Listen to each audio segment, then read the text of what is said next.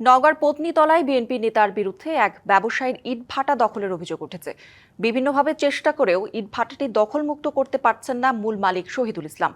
এতে বিপুল পরিমাণ অর্থ লোকসানের পাশাপাশি ইটভাটা চালু করতে না পেরে প্রশাসনের দ্বারে দ্বারে ঘুরছেন তিনি। তবে তাতেও মিলছে না কোনো সুরাহা।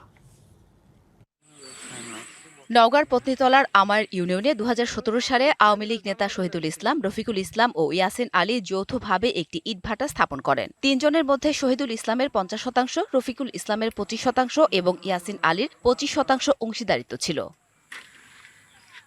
২০১৮ সালে রফিকুল ইসলাম তার অংশীদারিত্ব বিক্রি করেন শহীদুল ইসলামের কাছে। এর ৪ বছর পর ইয়াসিন আলীও তার অংশ বিক্রি করেন। ফলে ভাটাটির একক মালিকানা পান শহীদুল ইসলাম। তবে ২৪-এর ৫ই আগস্ট রাজনৈতিক পট পরিবর্তনের পর ভাটাটি জোরপূর্বক দখল করে নেন স্থানীয় ইউনিয়ন বিএনপির সাধারণ সম্পাদক রফিকুল ইসলাম। দখলের পর ভাটার সব ইট বিক্রি করে দেন তিনি। Japan Bangladesh joint venture company JBS holdings limited.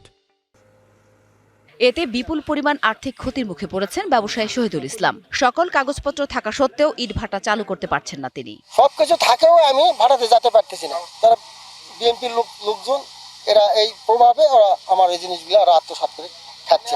অন্যদিকে বিএনপি নেতা রফিকুল ইসলামের দাবি ২ বছর আগে আওয়ামী লীগ নেতা শহীদুল ইসলাম প্রভাব খাটিয়ে ইট ভাটাটি তার কাছ থেকে দখল করে নিয়েছিলেন। ২২ সালে এখান থেকে পিটে মারে ডাবরে দিয়ে আমাদের উপরই আবার চাঁদাবাজি মামলা করে।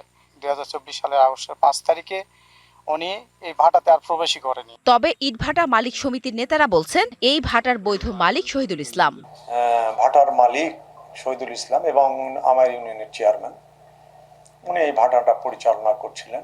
কিন্তু উনি ওই ভাটার তার নামে লাইসেন্স, তার নামে ভ্যাট, তার নামে ডিসি অফিসের লাইসেন্স সবকিছুই তার। রফিকুল সাহেব ভাটার থেকে উনি একবারে ওনার অংশীদারিত্ব বা ভাটার যে অংশটা ছেড়ে দেয়।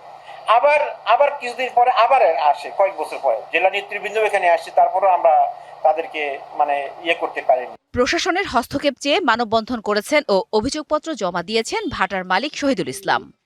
আমার ভাটার সমস্ত আসবাবপত্র। DBC news desk.